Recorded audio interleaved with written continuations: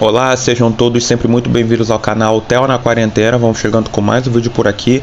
O vídeo de hoje fecha uma sequência aqui do canal que eu não imaginava até. Eu fui reparar tem pouco tempo que todas as novelas do João Emanuel Carneiro têm vídeo aqui no canal sobre resenha ou algum especial, né? Então só faltava quando eu vi, falta uma novela, né? Que era justamente A Regra do Jogo, né? Que é a novela que tem, né? Como que ganha o vídeo no dia de hoje, é o tema principal do vídeo de hoje. Vamos passar aquela ficha técnica, então, aquela ficha bonitinha da novela.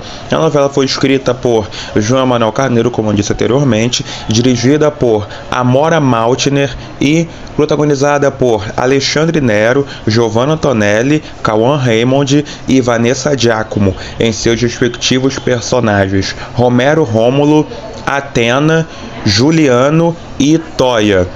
Vamos para o vídeo de hoje então, roda a vinheta ao som da música. Essa música ficou na mente de muita gente quando essa novela passou. A novela talvez não tenha sido sucesso de repercussão, sucesso de audiência, mas essa música ficou na cabeça do povo. Juízo Final, interpretada por Alcione, que era tema de abertura da novela. Vamos para o vídeo então.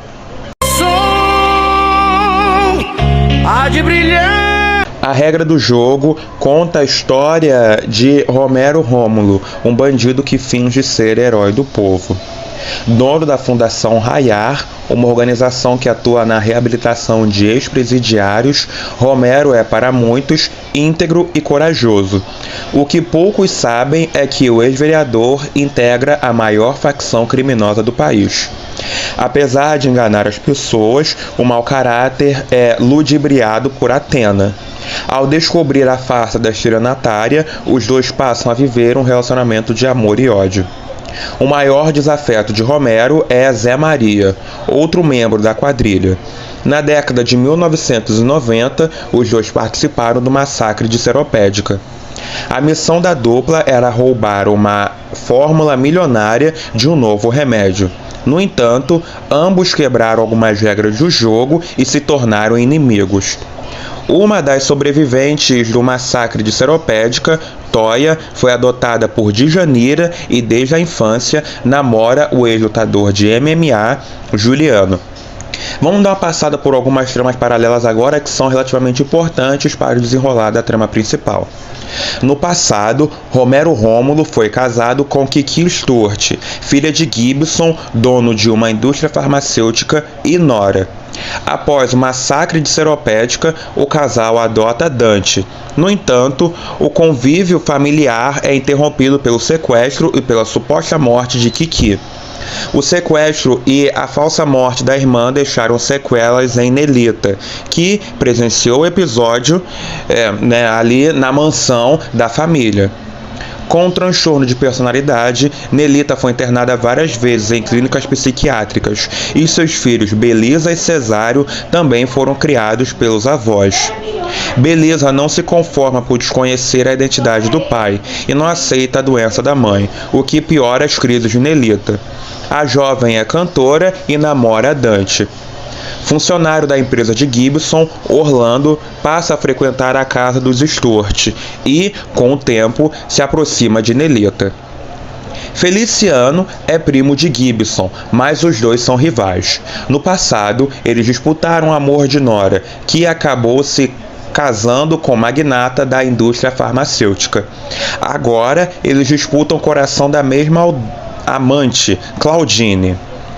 Ao contrário do primo, Feliciano vive com a empregada de Norá e a família numa cobertura decadente localizada na zona sul do Rio de Janeiro. O Bom Vivan é pai de Vavá, Dalila e Úrsula e avô de Luana e Kim. A Disabeba é a rainha do Morro da Macaca. Além de ser dona de várias casas, do hotel e da boate da comunidade, ela é muito respeitada no local. Mãe de MC Merlot, ela é super protetora, e irrita o filho com tanto zelo. O principal chefe da facção da novela é chamado de pai pelos membros da organização. Poucos conhecem sua identidade. Tio é o braço direito dele, mas acaba sendo preso e Zé Maria assume o posto de tio.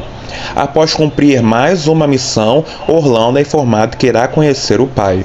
Ele fica surpreso ao descobrir que seu futuro sogro, Gibson Stuart, é o chefe da organização criminosa. No passado, a família Stuart sofreu um assalto traumático. Sem obter justiça imediata pelo crime, Gibson contratou bandidos para executar seus algozes. A partir daí, teve a ideia de criar uma facção.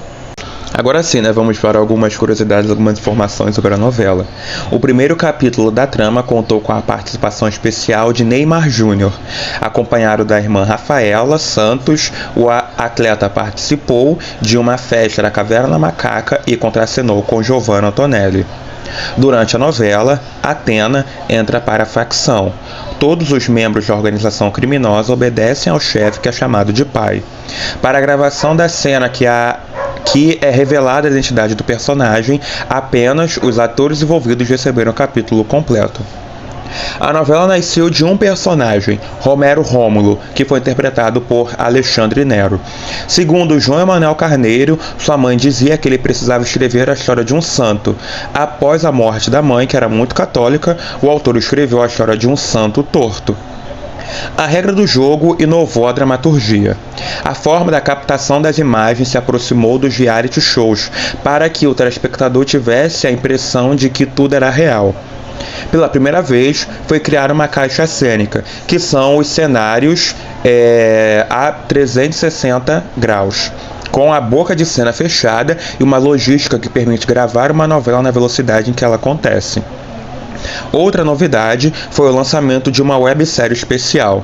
O G-Show, em parceria com a área de desenvolvimento e acompanhamento artístico da Globo, mostrava o que acontecia de interessante nos morros cariocas. A atriz Fernanda Souza, que interpreta Mel, também contava com uma ação especial no portal, na websérie Mel, a figurante profissional. Ela mostra o universo dos figurantes da vida real. A regra do jogo se passa no morro e no asfalto. As figurinistas Mari Salles e Mariana Suede criaram um mundo paralelos, excentricidade, classe e elegância. Athena chama atenção em qualquer lugar. A golpista ostenta riqueza e usa decotes provocantes para seduzir outros personagens. No guarda-roupa dela há preto, branco e vermelho.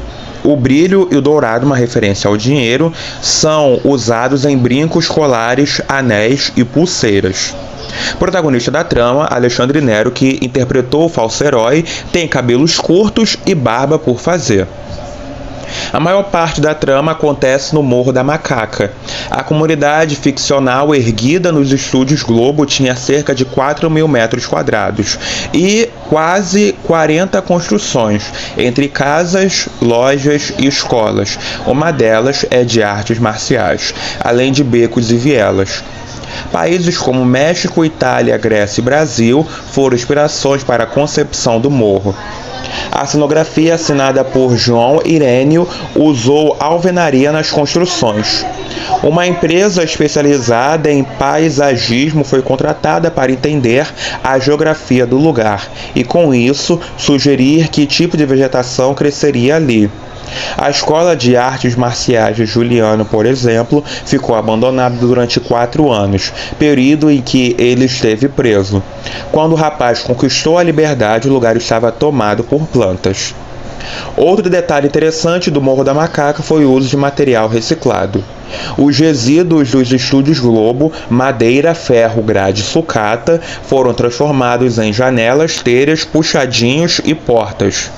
Para a decoração dos ambientes, foram compradas peças usadas, como as bicicletas e material da barbearia.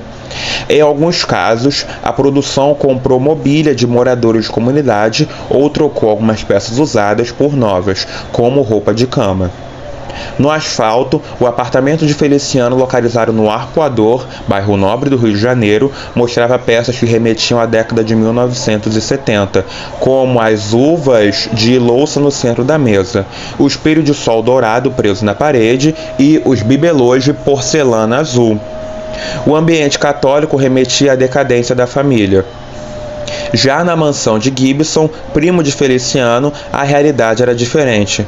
O cenário era composto por peças finas e elegantes. Além dos cenários de estúdio e da cidade cenográfica, a produção tinha um estúdio fixo construído também nos estúdios Globo, onde eram montadas várias locações. No espaço existia uma facção criminosa, os interiores de casas do Morro da Macaca, a sede da Darko, academia de polícia e ruas Hermas. A primeira chamada da trama começou a ser divulgada no dia 30 de julho de 2015 e de cara causou um grande impacto no público, principalmente na internet, no qual os personagens da história apareciam como uma espécie de xadrez humano, terminando no possível cheque de Athena em Romero Rômulo. Inclusive, o teaser gerou controvérsias na rede social, sendo acusado de ter sido uma reprodução de campanhas publicitárias da série americana Revenge, da ABC, e da telenovela Amor e Intrigas da Record TV. Porém, a verdadeira inspiração veio de uma cena do último capítulo da novela Vamp, no qual os personagens do Exército Branco enfrentavam os do Exército Negro, simulando um jogo de xadrez e, inclusive, a diretora da novela, Amora Maltner, atuou no elenco da novela de Antônio Calmon. O autor João Manuel Carneiro inovou no momento de escrever os roteiros da novela. Ao invés de enumerar os capítulos como capítulo 1, como é feito costumeiramente pelos escritores, João deu nome aos capítulos. O primeiro se chamou A Outra Face, e outros sucessivamente. A ideia foi implantada em parceria com a diretora Amora Maltner. Segundo ela, os nomes dos capítulos resumem o tema marcante de cada capítulo e os títulos foram idealizados pelo autor. A novela teve como média geral de audiência em sua exibição original, nos anos de 2015 e 2016, 28,53 pontos de Ibope. Ela foi exibida com 167 capítulos, entre as novelas Babilônia e Velho Chico. Dando agora opinião sobre a novela, eu acho A Regra do Jogo uma novela boa, mas que foi mostrada e produzida no momento errado. Primeiro que a novela chegou cercada de expectativa, porque primeiro a novela do João Manuel Carneiro após Avenida Brasil, que foi o grande sucesso da carreira dele, né? Na verdade, depois de sucessos consecutivos, que desde a primeira novela que ele escreveu no Horário das 7, na verdade, né? Ele foi conhecer o fracasso em A Regra do Jogo, já que ele tinha feito Da Cor do Pecado, Cobras e Lagartos, A Favorita e Avenida Brasil, 4 novelas memoráveis, né? 4 novelas assim, estão lá em cima, né? Entre as duas do Horário das 7, pessoas vão falar que são as melhores novelas do Horário das 7, a Avenida Brasil e A Favorita são unanimidade. Então a novela chegou a ser cara de expectativa, principalmente por ser a primeira novela do autor depois de Avenida Brasil. E a equipe de produção foi praticamente a mesma, o que mudou foi a direção, que A Favorita Avenida Brasil, a direção era do Ricardo Waddington, mas aí ficou com a Amora Maltner, que já havia trabalhado na produção de Avenida Brasil, então não mudou muita coisa não, né? O mesmo foi a escrita do João Manuel Carneiro, já que ele, assim como aconteceu isso com o Dussol, ele acabou se embolando um pouco na trama principal e as tramas paralelas a mesma coisa do que nada. Até porque se a gente for comparar a Avenida Brasil com A Regra do Jogo, por exemplo, a vilã Athena, que era Giovanna Antonelli. Giovanna Antonelli também vai cercar a expectativa, porque ela vinha de 2 novelas fracas, onde ela conseguiu se destacar sendo personagens lembráveis, não memoráveis, lembráveis, né? Que a Delegada Elô de Salve Jorge foi um dos grandes fracassos dessa década, acho que um dos maiores fracassos da carreira da Glória Pérez, e Em Família, né? O segundo maior fracasso dessa década do Horário das 9, que ela interpretou a Clara. Foram 2 personagens que fizeram sucesso em novelas fracassadas. Então ela chegou com a expectativa de: olha, Giovanna Antonelli vai fazer uma vilã, pela primeira vez ela vai fazer uma vilã do horário principal, e se novela fraca ela já conseguiu destaque, numa novela assim ela vai conseguir mais destaque ainda, né? Coisa que não aconteceu. E veio também, né, a expectativa do Alexandre Nero, que ele vinha depois de ter feito o Comendador de Império, né, o Comendador José Alfredo. Então ele veio com outro personagem sendo o principal de uma novela das 9 um curtíssimo espaço de tempo, aliás, né, de uma novela de espaço de tempo, né, que foi Babilônia, né, que ficou entre Império e entre A Regra do Jogo. Então, acho que a expectativa gerada em A Regra do Jogo, que foi seu calcanhar de Aquiles, né? Já que, como eu disse, a trama principal era um pouco enrolada e não tanto interessante, e os núcleos paralelos não serviam para nada. O único núcleo paralelo que servia de algo de verdade era o núcleo da família Stuart, que se fundiu com o núcleo principal no decorrer da novela por conta do Gibson, né? Já que ele era o pai da facção, né? Teve o Quem Matou, né? O Quem Matou a Janine, que era o personagem da Cássia Kiss, mas foi esquecido durante o decorrer da novela. Quem matou o Gibson no final, né? Que descobre que foi a filha dele, a Kiki, que não morreu, que tá viva. Então, a história principal é confusa. Ele conseguiu confundir um pouco o público, assim como aconteceu com o Segundo Sol. Mas Segundo Sol tem um porém. Segundo Sol não estava gerando expectativa como A Regra do Jogo estava. Então Segundo Sol acabou sendo uma novela ok por suprir as expectativas, né, alcançadas. Mas A Regra do Jogo tinha uma expectativa muito alta e a expectativa não foi cumprida. E falando especialmente da direção, a Maura Maltner deu uma exagerada. Caixa cênica, isso, aquilo. É que ela é uma diretora exagerada. Nesses últimos anos, ela se transformou numa diretora exagerada. Uma crítica construtiva. Não estou falando que a Maura Maltner é uma péssima diretora, isso, aquilo. Não, ela só exagera. E tem que ter alguém que acompanhe o exagero dela no texto, nas cenas, coisa que o João Manuel Carneiro não fez, né? O Valci Carrasco fez isso, a Dona do Pedaço deu certo, ele fez isso Verdades Secretas 2. Tava condizente com a narrativa, mas pra mim não deu tão certo. Tanto que eles já se separaram, né? Ela não vai fazer Terra Vermelha, a próxima novela das 9 dele. E o João Emanuel Carneiro depois, né? Ele fez Segundo Sol com o Denis Carvalho e vai fazer agora Todas as Flores. A novela tá em produção, na verdade, né? Com o Carlos Araújo, o diretor de Éramos Seis, de Os Dias Zero Assim, de Sangue Bom e tal. Diretor super renomado. E acho que dá pra dizer que A Regra do Jogo, essa resenha tá sendo escanda pra Todas as Flores, né? Já que Todas as Flores tá assim como A Regra do Jogo. Gerada a expectativa, principalmente por conta do núcleo principal, que, por exemplo, Todas as Flores tem Regina Casé como vilã. Regina Casé nunca interpretou uma vilã na carreira. Veio com uma vilã loira, né?